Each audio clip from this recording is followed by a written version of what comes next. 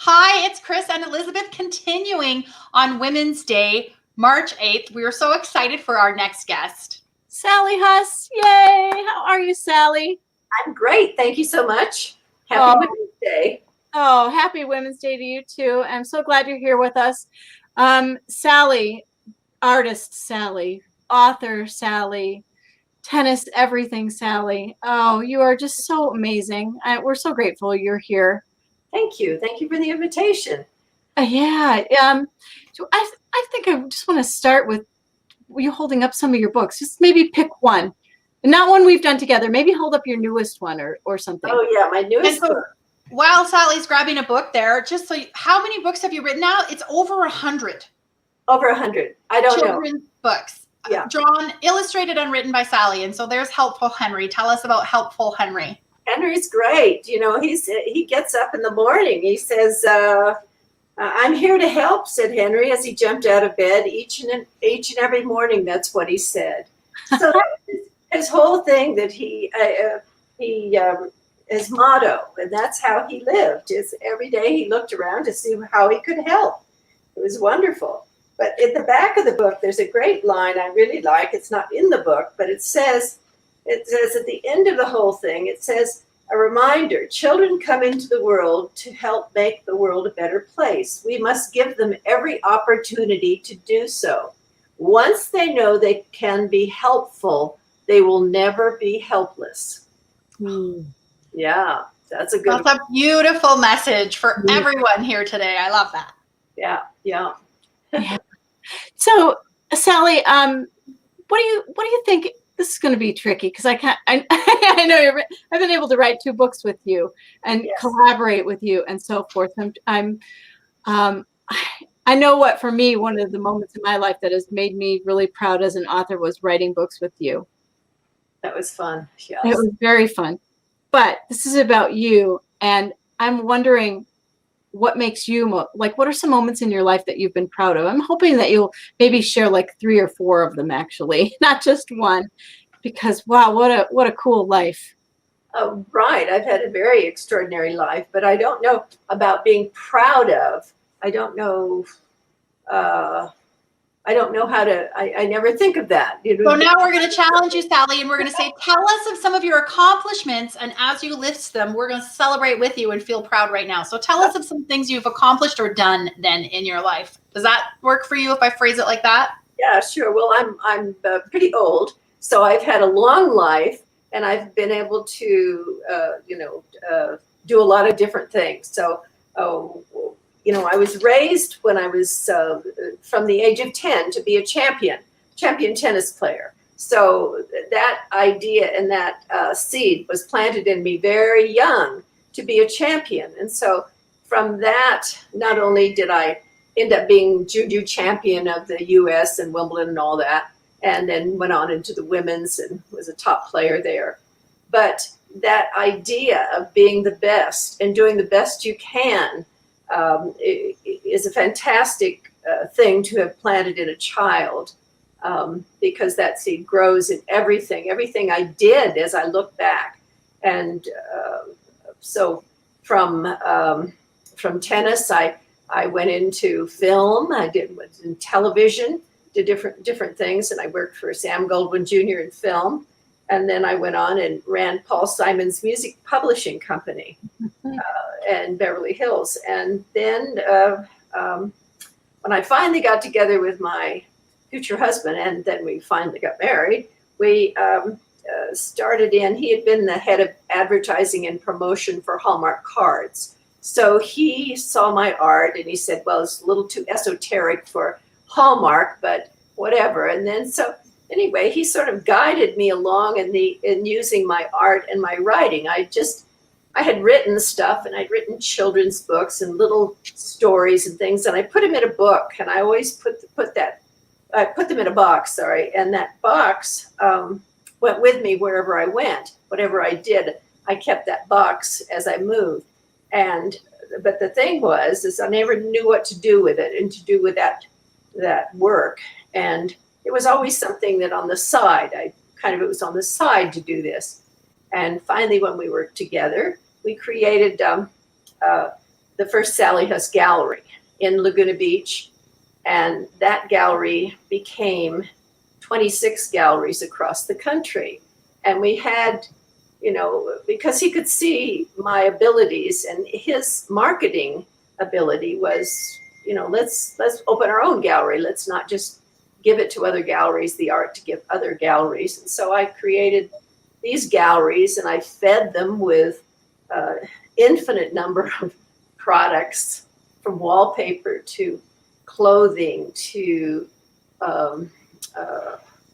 gift art pieces and ceramics, a whole lines of ceramics. I mean, it was one product after the next, and I didn't know anything about wallpaper, but I just did what I did, and the people said, "Oh, that's what we want. We want that for our children's books." So, book of wallpaper. So I did a couple of things like that, and lots of products and lots of work.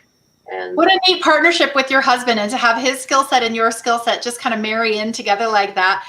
Was there a time when you stopped and celebrated, like, wow, we're doing these galleries for me, like, let's pop open the champagne or take a holiday? Or was it just business as usual and you kept flying? I just kept going, you know, I just kept going, because you had the galleries. We owned 5 of the galleries, and then other people wanted these happy stores in their cities. So their villages, whatever. So we created that structure for them to do that, so they could buy certain products from us, the art products, and then they could buy the licensed products from the wallpaper company, the clothing company, the ceramic company, all of that. And even I did some books at that time.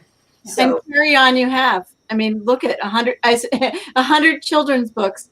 well, the galleries closed down because of 9/11. Then small businesses shut down, you know, and those little stores disappeared. We had one last gallery in La Jolla, but as those disappeared, then I could turn my attention to what I'd always wanted to do, which was to do children's books. And I had a dream that indicated that was the next step, and children needed uplifting, and that was something I could do because of my sort of spiritual background, and that could I could incorporate those meaningful themes into the books. So that's How old were you? How old were you when you got your first children's book published? What do you remember? What was your first one when your first book came out? The first children's book.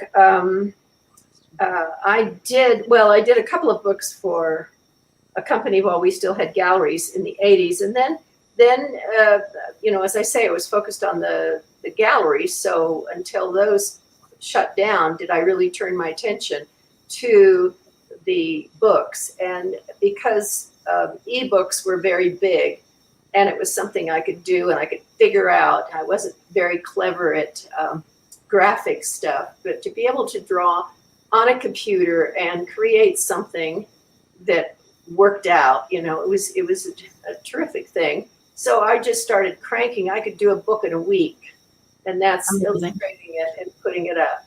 So can you hold up Self-Confident Sandy? I just thought, oh my gosh, Self-Confident Sandy. I can't talk. Yeah. Self-Confident Sandy is perfect for today. Yeah. That's right. Can you hold up the cover so people can see it? Yeah. Hello. Isn't that so cute? But I'd always had this little rhyme in my head, and that I gave to Sandy. Okay, she says, Sandy, self-confident Sandy always keeps her mantra handy. When her teacher asked her to tell a little bit about herself, she proceeded to tell her classmates about her inner wealth. Some may wonder why I can do anything I try, and the only answer can be, all these things are inside me. That's what I believed, and that's what little Sandy could do, all these different things, because she knew she had it in her, and it didn't have to be perfect, but she had these things, and she just did it. It's a darling book, you know. You have Positive Pete handy? What? You have Positive Pete handy? So they're companion. Yeah, they are companions. Positive Pete. You got to hold the cover up so we can see him. Yeah. He has Yeah. Pete is a little guy with red hair, glasses, and freckles. He says, "I'm perfect," said Pete as he looked in the mirror. He cleaned his glasses to make sure they were clear. "Yep, I'm as perfect as I can be. Nothing can upset me. No, no, not me." So he goes through the day and different things that would normally upset another child or another person. Not Pete. He's always got the right attitude. It's a fabulous, implanting that idea in a child is great. I sent you a little, only women can change the world by the children they bring into it and raise. Did you see that? Happy. I sent you an email. Oh, I gotta find that. No, I'll go look. I have not been on my emails today. Yeah, someone asked me to do just a little thing for Women's Day, and Happy Women's Day. But women really need to take heart and take the responsibility. It's very important. So I love that. I love that comment. I mean, earlier one of our guests is pregnant. She knows she's having a boy, and she said that same thing. She said, "I know that me and my friends having children are responsible to help this next generation be better and more amazing and everything like that." So what you're saying is just so timely and so perfect for this Women's Day. So while we're talking about Women's Day again, so thank you for showing us those books there. I mean, they're just delightful. And we are going to give away a couple of Sally's books at the end of this. So thank you, Sally, for that. But what does Women's Day mean to you, Sally, personally? Oh, to be honest, I hadn't thought about it. So I haven't thought about it. Women's Day. It's nice that women are celebrated, certainly. But their real role is, again, to uplift the world by the choices they make. And as really everyone is, that's their, the choices they make really affect everyone, not just themselves. Can you tell us about a woman or a few women that have inspired you? My mother was a great homemaker, so that was a wonderful thing. In those days, because I'm pretty old, those women at that time were different than the women of this time. The women of this time, everybody wants to go out and go out and go out, but it's really now, as my mother and most of my childhood friends, their mothers were homemakers, and they reared the children. And it's a different time where many people are passing on that, not duty, but that opportunity to really instill wonderful values in children. So that's, I think that's the most important thing. It's not just women climbing a ladder someplace. It's women that are making a big difference by the homes and the children that they are associated with. Good. Excellent. We've been talking in our conference here today about being your incredible best and moments that matter in your life. So, and you've mentioned your illustrious age a few times. You've had a beautiful full life. So, What do you do to keep yourself feeling your best? What do I do? Yeah. Well, I still play tennis, and I play a little pickleball now, so that's fun. Yeah, and I eat well, but not overly. I don't eat too much, but I eat well and take care of myself in that way. And I stay active. I always have a project. Okay, so if I'm working on something, I know that ahead of me, I have a list in my head of the next thing I'm going to do, the next thing I'm going to do. And if I didn't have those things to do, I don't know what I would do. I can't imagine. But I always have that list of things that I want to accomplish. So I have a period of time left, and I'm going to do as many of those things. But I want those books to be out there because they're developing good habits in children. It's so important. Do you have the no smoking, no drinking, no drugs one handy? I have all your books memorized in my head. I don't know what you got there. Or while you're looking for that, Sally, I want to ask you, you play tennis and pickleball. When you play currently, do you play men or women or both? Oh, I play mostly women in women's. Okay. although Sally is a really Yeah, good tennis so- player. I know. I would love to see Sally on the pickleball court. It's such a fun sport, isn't it fun? And I mean, obviously, with your background being in Wimbledon and high class tennis, I'm like, oh, I love that you're still out swinging the racket, taking names. Oh, yeah, yeah. in fact, I have a little group that I teach tennis at the Garden of the Gods in Colorado Springs at the resort there that I teach on Thursdays. And so that's fun to still teach a little bit of Yeah. tennis. Yeah. Awesome. That I didn't pull that book out. I mean, Okay.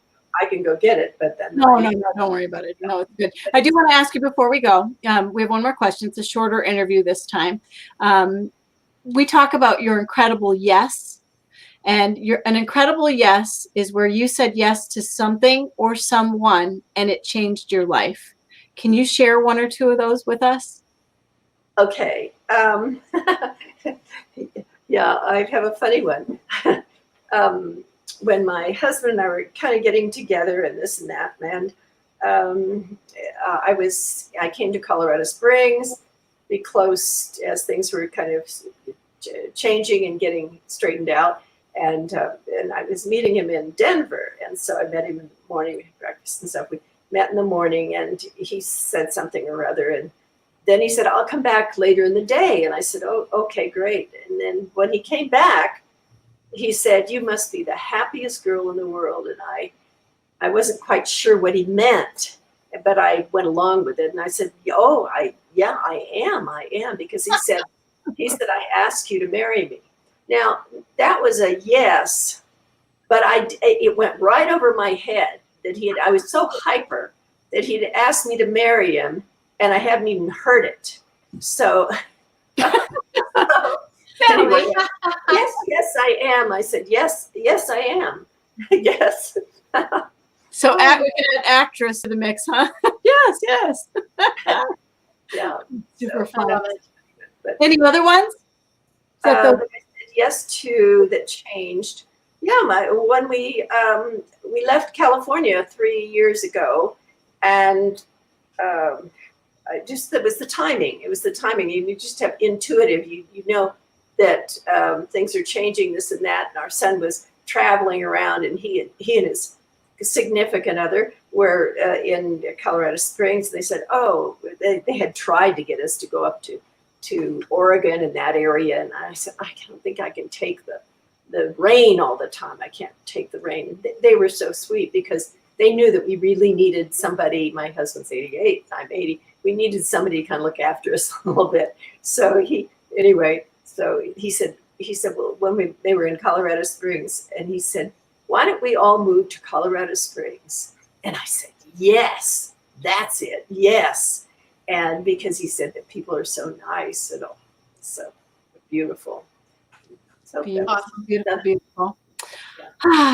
I don't like ending shows. Sorry. Thank you so much, Sally, for joining us, and thank you for your giveaways. I think we're going to do Self-Confidence Sandy, and then is it Positive Pete? We'll give away those two. Okay, we'll figure it out. Yeah, we'll figure it out. Okay. That's good. Yeah, I've got Self-Confident Sandy here too. But Perfect. a signed book would be really cool. Okay. A signed Sally book would be amazing. But anyway, all right, Sally. Okay. Thank you all. Love you all. Letter for Sally. Kisses for Sally. Thank you, Sally. Have a beautiful day. Thanks for being here. Bye, Sally.